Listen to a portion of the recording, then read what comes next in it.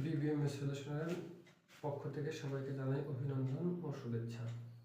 আজকে আমরা আলোচনা করব BBA honours second year department of accounting, department of finance, department of marketing ও ডিপার্টমেন্ট অফ ম্যানেজমেন্টের বিভিন্ন বর্ষে আপনাদের business statistics in English subject অত্যন্ত গুরুত্বপূর্ণ একটি অধ্যায় ডাটা প্রেজেন্টেশন, এবং এই অধ্যায়ের অত্যন্ত গুরুত্বপূর্ণ একটি অঙ্গ ডিফারেন্ট বা টু এ ফ্রিকোয়েন্সি ডিস্ট্রিবিউশন নিয়ে। আমরা ইতিপূর্বে ফ্রিকোয়েন্সি ডিস্ট্রিবিউশন এবং স্টেম লিপ নিয়ে আলোচনা করেছি। আজকে আমরা আলোচনা করব বিভার এবং টু এ ফ্রিকোয়েন্সি ডিস্ট্রিবিউশন নিয়ে। তো আমরা স্ক্রিনে অর্থাৎ আমাদের হোয়াইট বোর্ডে একটি অঙ্ক প্রস্তুত করে রাখছি।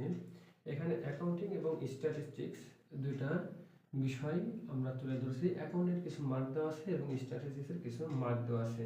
এই মার্কগুলো দিয়ে আমরা বিভার বা টু এ ফ্রিকোয়েন্সি ডিস্ট্রিবিউশন নির্ণয় করব।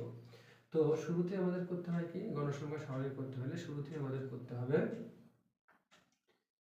Class interval. অর্থাৎ ক্লাস ইন্টারভেল বলতে আমরা শ্রেণী ব্যাপ্তি বা শ্রেণী ব্যবধান ধরবো, কত থেকে কত বা ডিস্টেন্সটা কত হবে নিম্ন সীমা থেকে ঊর্ধ্ব সীমা, সেই ব্যবধান আমরা নির্ধারণ করব।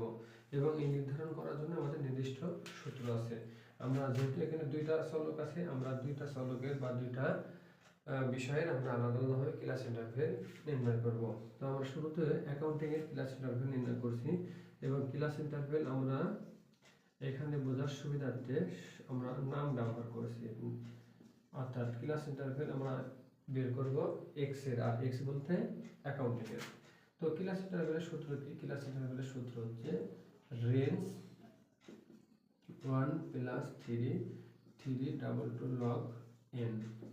এই সূত্রটিকে যদি আমরা ভাঙি তাহলে দাঁড়ায় highest value minus lowest value 1 plus 3 double two log n। তো এই জায়গাতে এখন যদি আমরা মান বসাই তাহলে হাইয়েস্ট ভ্যালু তো বলতে সর্বোচ্চ সংখ্যা অর্থাৎ 162, এবং লোয়েস্ট ভ্যালু বলতে সবথেকে ছোট সংখ্যা অর্থাৎ 105। আর 1 সূত্রের 3.3 double two log n। n বলতে গেলে যে কয়টি সংখ্যা আছে সেই আমাদের এখানে সংখ্যা আছে 10টি।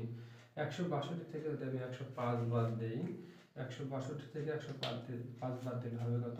57।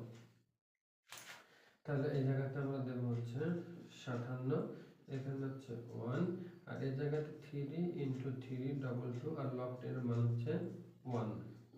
যদি তাই হয় তাহলে আমরা এখানে 57 1 প্লাস 3 ডাবল টু, তাহলে এখানে দাঁড়াচ্ছে 57 ভাগ 4.3 ডাবল টু।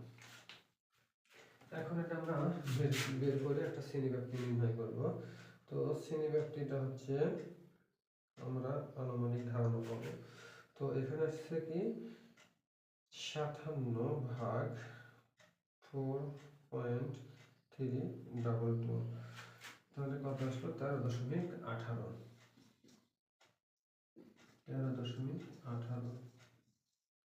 আমরা ধরবো 10। আমরা ক্লাস ইন্টারভেল 15 ধরে অঙ্ক করতে পারি।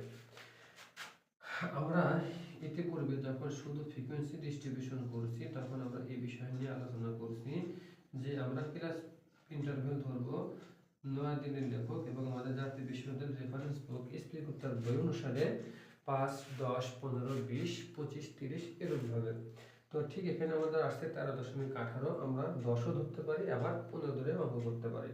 আমরা 10 ধরলাম, অর্থাৎ 10-এর কাছাকাছি ছিল না, আমরা 10 ধরলাম। 15 ধরলেও অঙ্ক হবে, কোনো সমস্যা নাই। আবার বাংলাদেশে অনেক রাইটারের বই এবং অন্যান্য আধুনিক রাইটারের বইগুলোর অনুকূলে আপনারা এখানে 13 আসছে, 13 ধরে অঙ্ক করলেও অঙ্ক হবে, কোনো সমস্যা নেই। সেই ক্ষেত্রে আমাদের শুধুমাত্র ভাঙতি হিসাব আসবে, যার কারণে আমরা একটু লেভেলটা করে অঙ্ক করি এবং স্পিক উত্তর বই আমরা ফলো করি। এখানে ঠিক একইভাবে আমরা সূত্র লিখব 1 প্লাস 3 ডাবল টু লগ 10। এখানে যদি আমরা সূত্রটি ভাঙি তাহলে highest value minus lowest value 1 plus 3 double two log n বলছি 10 লিখছি লগ n, অর্থাৎ এটা হচ্ছে আমাদের সূত্র দ্বারাই ভাঙলে। এখন হাইয়েস্ট ভ্যালু বলতে গেলে এই জায়গাতে আমাদের সর্বোচ্চ সংখ্যা কত 66 এবং সর্বনিম্ন সংখ্যা কত, সর্বনিম্ন সংখ্যা হচ্ছে 11। এই জায়গাতে সূত্রের 1, তারপর হচ্ছে 3 3 2 2, এই জায়গাতে log 10। 66 থেকে যদি 11 বাদ দেয় তাহলে হয় হচ্ছে আমাদের 55। আচ্ছা 55, এই জায়গাতে 1 3.322, log 10 এর মান হচ্ছে 1।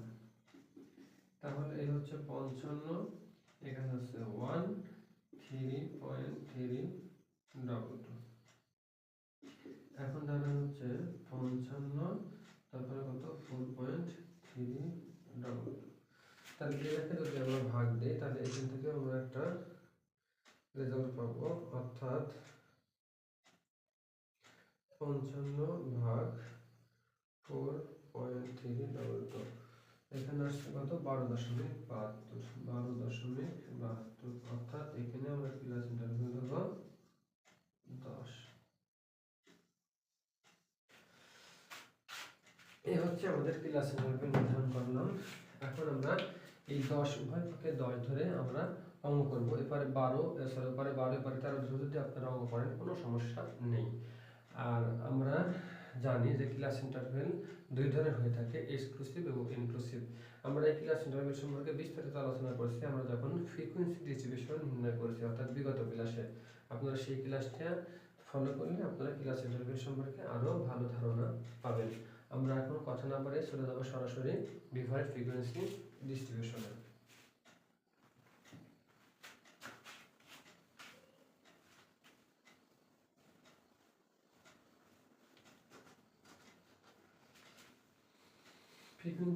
ডিভাইড ফ্রিকোয়েন্সি ডিস্ট্রিবিউশনের এখন আমরা সলভ করব।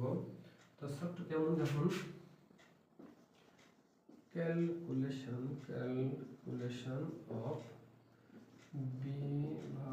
বিভারেট frequency distribution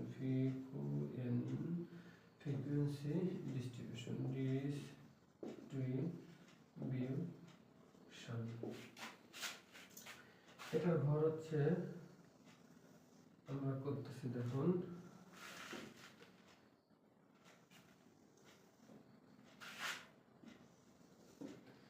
তো আমাদের এখানে ঘর কয়টা, আমাদের সর্বনিম্ন সংখ্যা আছে কত 111, তাহলে আমরা 110 থেকে ধরতে পারি, যা লাগবে কত পর্যন্ত 170 পর্যন্ত। তাহলে 110 থেকে 120, 105 থেকে 115, এক যেহেতু সর্বনিম্ন সংখ্যা 5, তাহলে 105 থেকে 115, তারপরে 15 থেকে 25, 25 থেকে 35, 35 থেকে 45, 45 থেকে 55, 55 থেকে 65,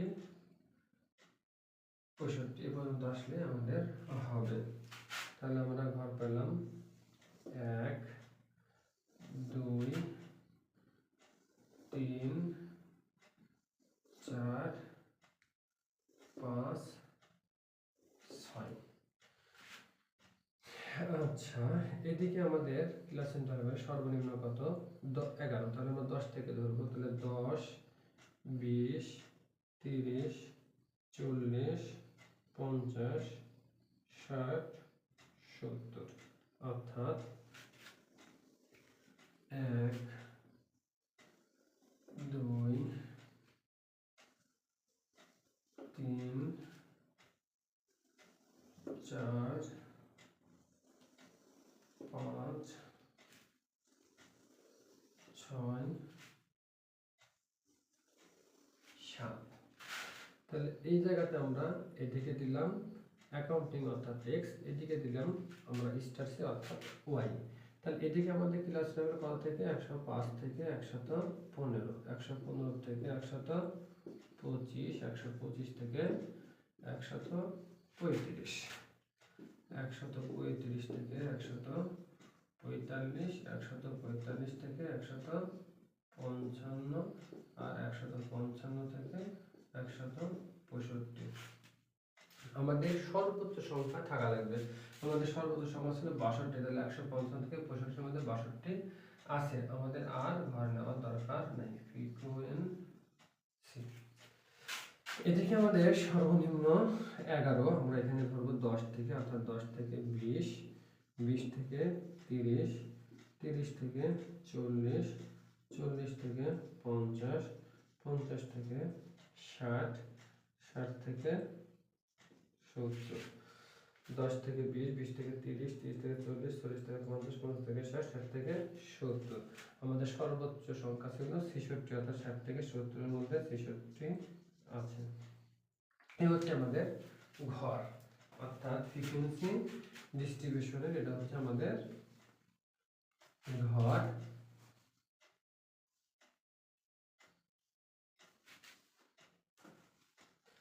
এখন আমরা ট্যালি কাটবো, অর্থাৎ গণসংখ্যা নির্ণয় করব।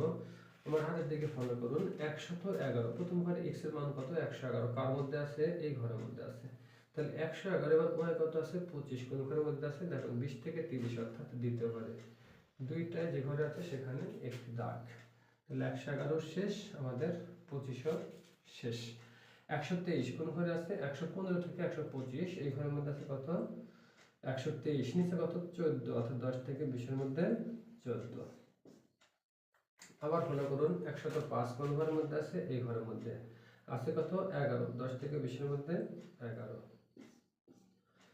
133, 133 কোন ঘরে? 125 থেকে 135 এর মধ্যে 33। এবার কত? 38, তাহলে 30 থেকে 40 এর মধ্যে 38। ভালো করে ফলো করবেন। আবারও এখানে 10টা সংখ্যা আছে, 10 বার ফলো করলে আপনার অঙ্ক ভুলার কোনো সম্ভাবনাই নাই। একবার না একবার আপনি দেখবেনই, একবার না একবার আপনি শিখবেনই, অর্থাৎ একটা বুঝলে আপনি অঙ্ক পুরোটাই বুঝে যাবেন।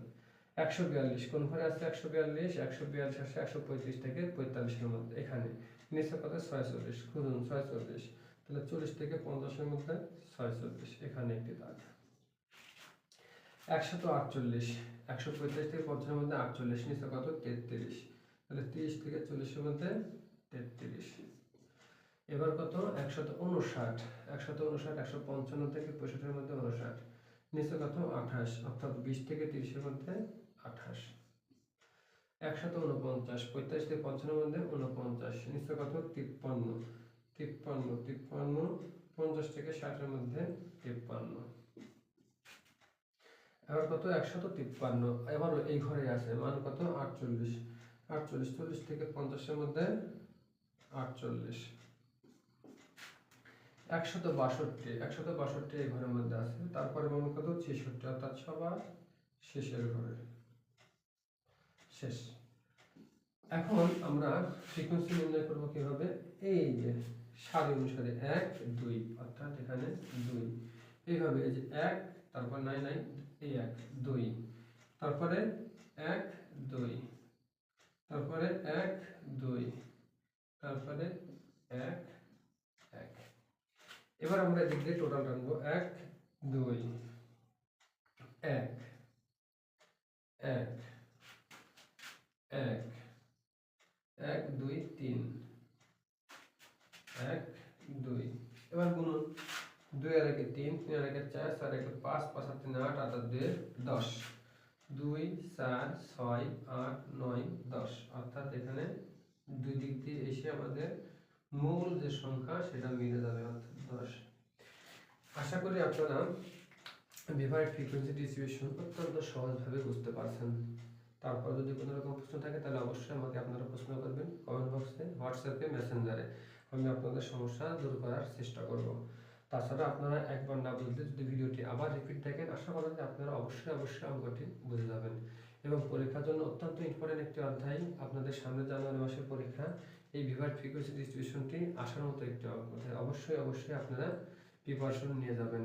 আর অবশ্যই আমাদের সাথে থাকবেন, আমাদের বিবিএমএ সলিউশন মনিসার পেজটি ফলো করে আমাদের সাথে থাকবেন এবং পাশাপাশি বিবিএমএ 24 ইউটিউব চ্যানেলটি সাবস্ক্রাইব করে আমাদের সামনে চলার পথকে ত্বরান্বিত করবেন। আজকে এই পর্যন্তই। সবাই ভালো থাকুন, সুস্থ থাকুন। আগামী ক্লাসে আমরা অ্যাথমেটিক মিন নিয়ে আলোচনা করব। সে পর্যন্ত সবাই আমাদের সাথে থাকুন। আল্লাহ হাফেজ, আসসালামু আলাইকুম।